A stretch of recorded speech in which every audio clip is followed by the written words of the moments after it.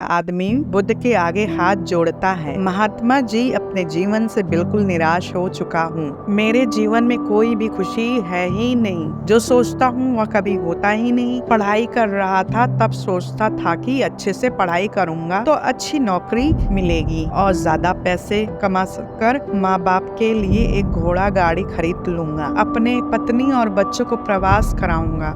लेकिन अच्छे से पढ़ लिख कर भी नौकरी मिली तो, लेकिन इतने पैसे नहीं मिलते जिनसे यह सारी इच्छाएं पूरी कर सकूं।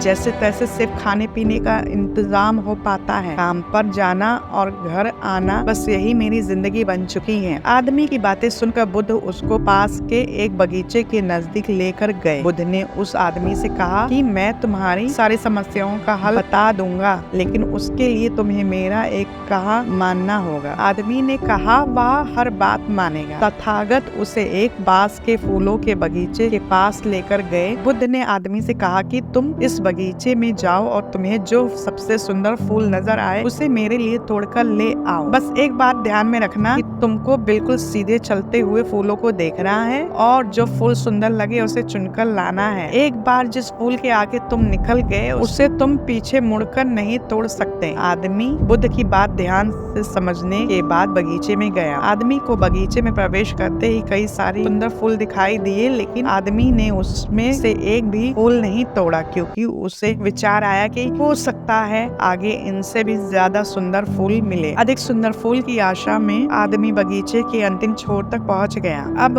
हालत यह थी कि बगीचे के अंतिम छोर पर कुछ फूल तो थे, लेकिन सारे सूखे हुए थे। आदमी को काफी पछतावा हुआ कि उसने पहले ही कोई सुंदर फूल क्यों नहीं तोड़ लिया। उस आदमी के पास अब सूखे हुए फूल में से फूल तोड़ने के अलावा कोई रास्ता नहीं बचा था। उसने एक सूखा फूल तोड़ा और बुद्ध के पास वापस लौटा। बुद्ध ने सूखे हुए फूल को देखकर उस आदमी से पूछा, बगीचे में इतने सारे सुंदर फूलों में से तुम यह सूखा हुआ फूल क्यों तोड़ कर लाए? आदमी ने कहा, इस विचार से कि आगे और सुंदर फूल मिलेगा, मैंने सभी सुंदर फूलों को पीछे छोड़ दिया, इसीलिए मुझे अंत में यह सूखा हुआ फूल तोड़ कर लाना पड़ा। महात्मा बुद्ध ने कहा कि यही समस्या तुम्हारी भी है। यह बगीचा तुम्हारा जीवन है और इसमें वह सभी तरह के फूल छोटी मोटी खुशियां हैं। तुमने ज्यादा बड़ी खुशी की आशा में इन सभी छोटी मोटी खुशियों को पीछे छोड़ दिया है। घोड़ा गाड़ी पाकर शायद तुम्हारे माता पिता इतने खुश ना हो जितना तुम उनके पास बैठकर उनसे बातें करोगे, उनकी सेवा करोगे। किसी बड़े पर्यटन